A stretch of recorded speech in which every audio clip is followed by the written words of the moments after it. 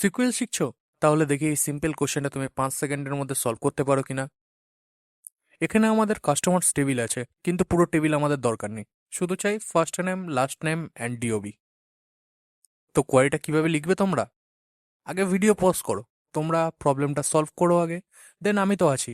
3, 2, 1.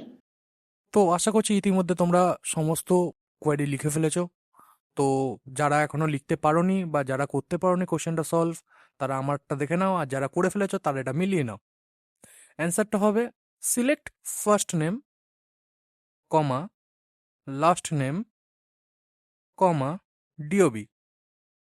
এবার from customers select দিয়ে আমরা কোন কলাম চাই সেটা বললাম, আর ফর্ম দিয়ে বললাম যে কোন টেবিল থেকে আমরা ডেটাটা চাই।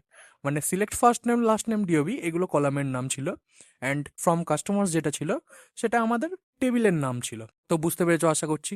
তো এবার কোয়ারিটা এক্সিকিউট করে দেখে নাও।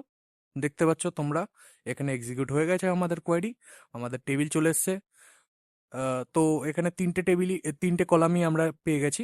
মানে রেস্টুরেন্টে গিয়ে যেরকম বিরিয়ানি চাইলে যেমন মেনু নিয়ে আসে না, সিকুয়েলও ঠিক তেমন, যেরকম তুমি বলবে সেরকমই তোমাকে অ্যান্সারও এক্সিকিউট করে দেবে, শুধু কোয়ারিটা ঠিকঠাক হতে হবে। তো এবার তোমাদের জন্য নেক্সট চ্যালেঞ্জ, এখানে যদি তোমরা কাস্টমার আইডি প্লাস তোমাদের মানি স্পেন্ড যদি অ্যাড করতে বলা হয় এই সেম কোয়ারিটার মধ্যে, তাহলে তোমরা কি করবে? তো সঠিক অ্যান্সার দেখতে হলে ফলো করে রাখো।